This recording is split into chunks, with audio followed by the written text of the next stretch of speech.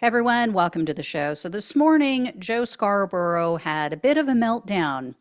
He was once again defending the decision to travel down to Mar-a-Lago to meet with Donald Trump after he won the election. So check this out, and then we'll talk about why this is complete and utter bullshit. We went down to talk to the president-elect. And people wrote articles that were just false, but you know what we did? We did the corporate thing. Corporate said, don't say anything. Just keep your head down. But guess what? The main complaint was that we called Donald Trump's rhetoric fascist during the campaign. And then we went down to have an off-the-record comment with him. Guess who else does that? Let me see. From the New York Times, the New York Washington Times, Post, the Wall Street. You know what? I even think folks from the Atlantic. I think I think they might be doing that. If they have a chance to talk on the background with the incoming president and president-elect, they would do it. Ask any journalist at the New York Times, the New York Post. And that's the funny thing. People at the Washington Post especially, hair on fire, media report, how dare they, how dare they. At the same time that the Washington Post is doing the same thing, trying to speak to the president on background, trying to speak to people around the president. You can do two things at the same time. You can say he had fascist rhetoric and still go in and talk to him. Yeah. You know why I do that? To get the read of the man. You will be smarter, and you have been over the last several weeks, because of what we talked about with Donald Trump for an hour and a half. We got information on where they're going, and I do report that. Just like great reporters at the New York Times, the Washington Post, the Wall Street Journal, Financial Times. So that was just a taste of what he ranted about. Literally, it was like 15 to 20 minutes that Joe Scarborough went on about this. That was just a minute and a half out of the entire diatribe. For those who don't know or maybe forgot, Scarborough and his wife and co-host Mika Brzezinski said they went to speak with Trump to see if they could find a new path forward, a new way to cover the news about him. First of all, they didn't share anything of relevance, no new information from that meeting. Second, since when do they believe anything that comes out of Trump's mouth? I mean, you heard Scarborough there saying, oh, we gained insight into where they're headed. You're all smarter because of that meeting. Seriously? Are we? In what ways? How are we smarter? Trump lies every time he opens his mouth. So what can you really gain by going and speaking with him as someone he perceives as an enemy? Right? And also, why do they have to meet with Trump to change how they cover the news about him? Right? They could have just made an adjustment. They could have just decided between the two of them, hey, I think we need to take a different tact, or, based on the results of the election, maybe we need to change it up a little. They didn't have to go and grovel to him. And let's be real. Joe can talk all he wants about, oh, I went here and I talked to this leader and that leader, and this is what you do as journal. You're not a journalist. Joe and Mika are not journalists. They're TV hosts. They're not speaking, with sources behind the scenes and writing articles or doing on-the-ground reporting any more than I am. I'm a YouTube host, right? And journalists don't go and meet with the subject of an article with the intention of changing the way they cover stories about that person, right? They go and they get facts, and then they report the facts. These people, that's not what they said. When they came back from that meeting, they said, we wanted to see if we could figure out a way to, work differently and report the news differently. That's not what you meet with someone for if you're a journalist. They also, as Joe pointed out, they called him a fascist, rightfully so. They insinuated that, he's no different than Hitler or Mussolini, any of these other fascists. Are they saying that they would travel to meet with Hitler and then they would believe what Hitler told them? And I've been doing this lately. I want you guys to do this because I think this really puts everything into perspective and helps you to understand just how insane this is. I want you to think in those terms from now on. Whenever you hear someone talking about Trump, their involvement with him or their interactions, their opinion, their excuses and their justifications for his actions, replace the word Trump with Hitler. And then ask yourself, is this normal? Is this acceptable? If this was Hitler, would this be just, oh, well, this is the way it goes. And, this is the president-elect. So we're just going to move on from all the insanity. We're just going to move on from the fact that this guy is a literal criminal, convicted criminal. And by the way, his supporters, we all know there are some very dull knives, dull tips in the knife drawer over there. Some of them actually on Twitter were saying, well, he's never been sentenced, so he is not a convicted criminal. I do not think it means what you think it means. And here's the thing. Here is the real reason why Joe and Mika are doing damage control. Their viewership tanked. The day that they announced this meeting with Trump, a ton of their viewers immediately shut off the TV. According to data obtained by Mediaite, 38% of their key demographic viewers, meaning people in the 25 to 54 age range, stopped watching that day after Joe and Mika's announcement. So normally, because their show is 4 hours long, normally viewership rises, they were explaining, as their 4-hour show progresses, right? Some people aren't up that early, especially if they're on the East Coast. And so they're not watching that first hour, but they're tuning in later in the 4 hours. Instead, that day, it dropped off precipitously. And the backlash online was horrendous. It was so bad, in fact, that MSNBC had to shut off the comments on the show's Twitter account.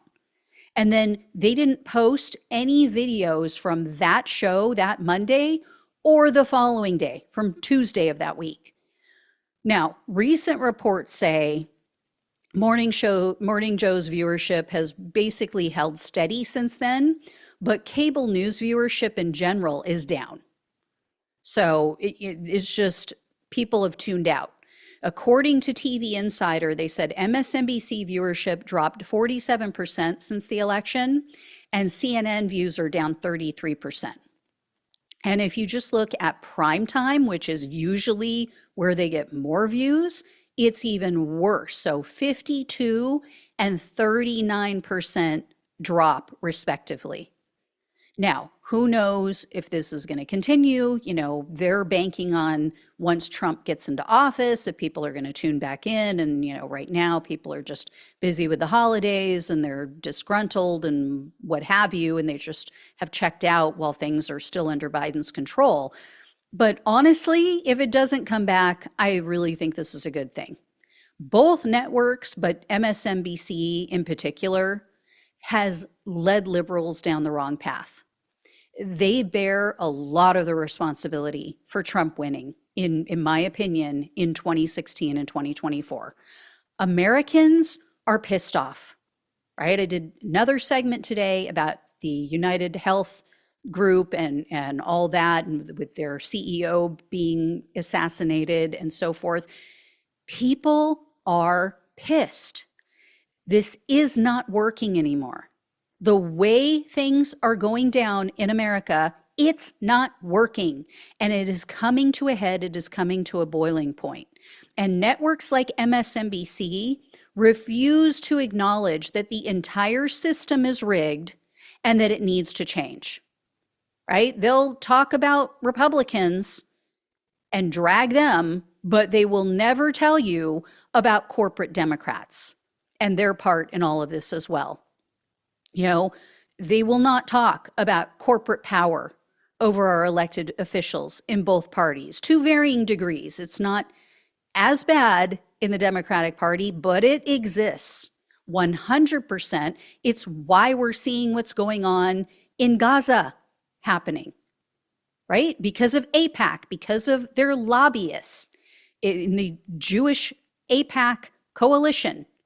They spend a lot of money paying off people on both sides of the aisle to do exactly what Netanyahu wants them to do, and to look the other way as they're murdering babies, literally.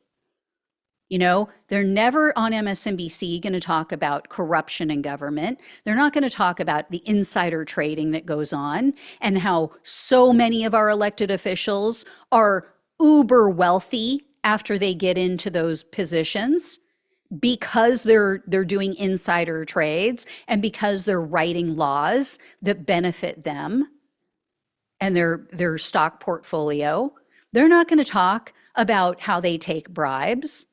I mean, and they don't talk about this stuff on either side of the aisle. They don't even talk about this a lot of the time in regard to Republicans, because then they know that they have to call out some Democrats for doing the same thing. The corporate Democrats. You know, the Gottheimer, I think is his last name, Josh Gottheimers of the world, and people like that.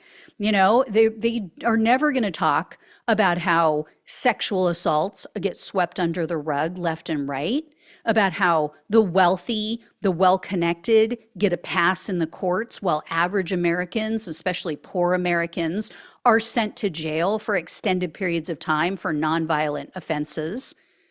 You know, the majority of this country, left, right, and center, is tired of watching the rich get richer while their paychecks barely cover the necessities.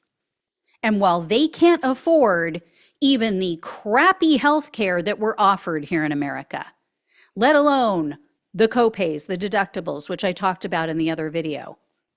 Every year, our premiums go up, and then what's covered gets reduced. This is untenable.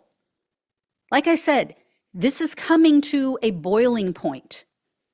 We are at a point where people are feeling so desperate and so pissed off at this unfair, completely rigged system, and money in politics completely destroying any level of fairness that we had, that people are losing it. People, like I said, you saw from the election, they just want to blow everything up because they figure it's better than what we're dealing with, right? And in the meantime, they're watching the wealthiest Americans.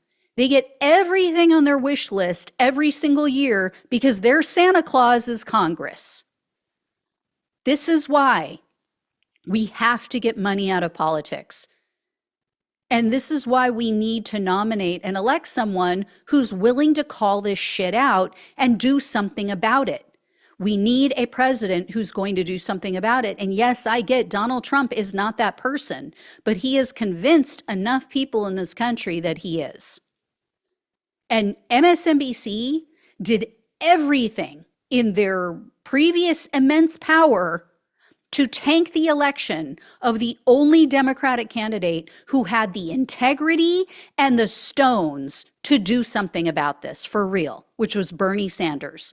And don't tell me he couldn't win. He remains one of the most popular politicians in the country to this day. And Donald Trump just won with the same electorate, with the same groups of voters that Bernie would have had. Working class people of all colors, religions, and nationalities. I know so many people who either didn't vote at all or they switched and voted for Trump in 2016 because they were pissed off about the way things went down. And I know so many people who haven't voted since 2020 after MSNBC, after the DNC, Barack Obama stepped in and played their games and quashed Bernie's election in that year.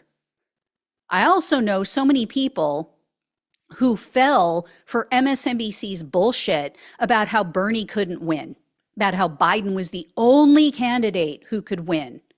And yet Biden barely won. He barely scraped through. I mean, Trump barely won this time, and Biden won by even less. If you look at the specific states, the swing states.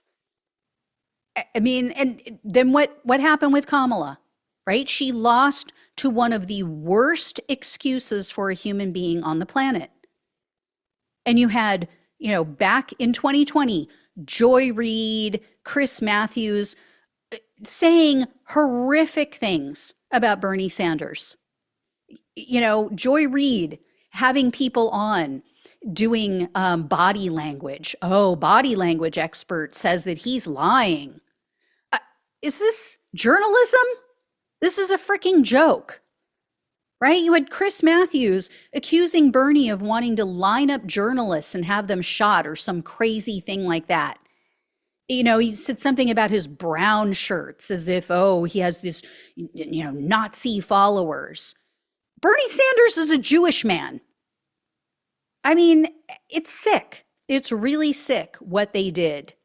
And you have never had a candidate ever, and you can go back and look in history, who has won the first 3 states, across the board, and then gone on to lose the presidency.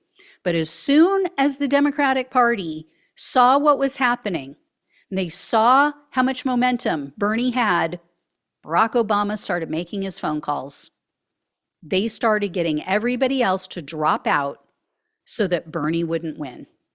And everybody got behind Joe Biden, the man who's now responsible to some degree for why Kamala Harris lost, for why the Democrats lost this year, because of his ego and his refusal to not run a second time, as he indicated that he wouldn't, so that a new generation could take over. So, yeah. So here we are. And like I said, it might be a good thing if MSNBC goes the way of the dinosaurs, because they've done a lot of damage. They really have.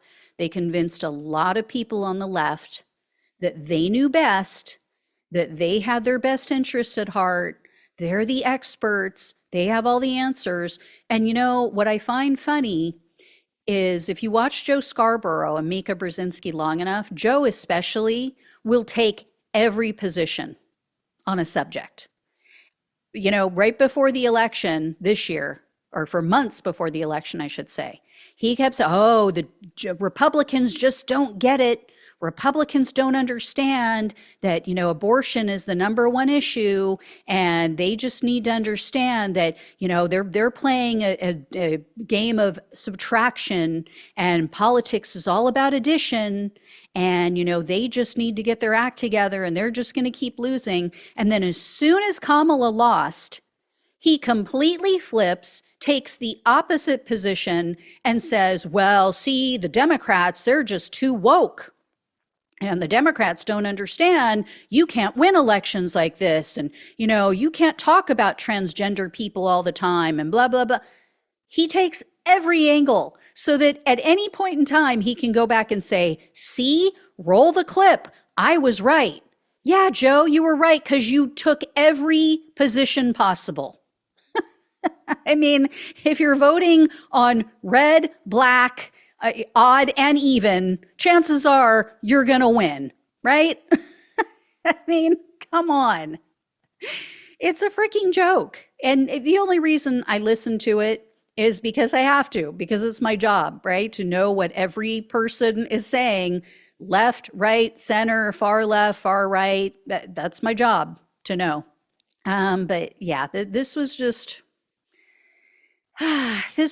an epic meltdown, because they see that it's not getting any better. And they've been called out. They've been, exposed as the frauds that they are, finally. So anyway, guys, I will let you know if I hear any more. Thank you all so much for watching and listening. Please like, please share and subscribe. Please donate if you can. Love you all. Take care. Talk with you soon.